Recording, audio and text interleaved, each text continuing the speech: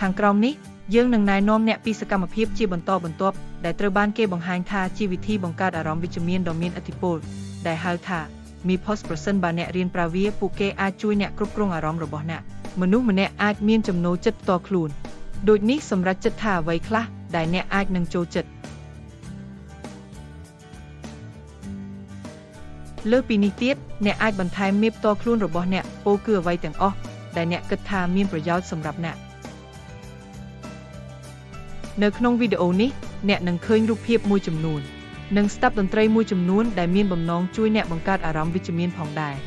អនុញ្ញាតឲ្យអារម្មណ៍របស់អ្នកទៅឆ្ងាយដោយប្រើប្រាស់អ្វីដែលអ្នកឃើញនិងងាយហើយកុំភ្លេចថានៅពេលដែលអ្នកជ្រើសរើសមេផ្ទាល់ខ្លួនរបស់អ្នកអាចរីករាយជាមួយវាជាច្រើនដងតាមដែលអ្នកចង់បានឧទាហរណ៍នៃ MIPOS ដែលអាចធ្វើទៅបានការនិយាយជាមួយមិត្តភក្តិឬនរណាម្នាក់ដែលសំខាន់ក្នុងជីវិតរបស់អ្នករីករាយជាមួយប្រភេទផ្សេងនៃរុក្ខជាតិបៃតងនៅលើដើមឈើដើរនិងស្ដាប់រលកសមុទ្រការផ្ដោតអារម្មណ៍និងរីករាយនឹងទឹកសន្សើមស្រមៃមើលថ្ងៃលិចមើលស្នាមញញឹមរបស់កុមារមើលអាល់ប៊ុមរូបថតគ្រួសារដំណើរកម្សាន្តអនុស្សាវរីយ៍ល្អផ្ដោតលើបក្សីច្រៀងស្ដាប់តន្ត្រីដែលអ្នកចូលចិត្តប្រាប់ខ្លួនឯងថាអ្នកពូកែឬថាអ្នកធ្វើបានល្អងូតទឹកក្តៅ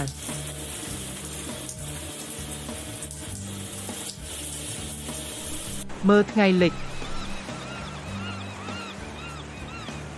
សម្គាល់ថាយើងដកដង្ហើមហើយយើងនៅរស់ញ៉ាំសូកូឡា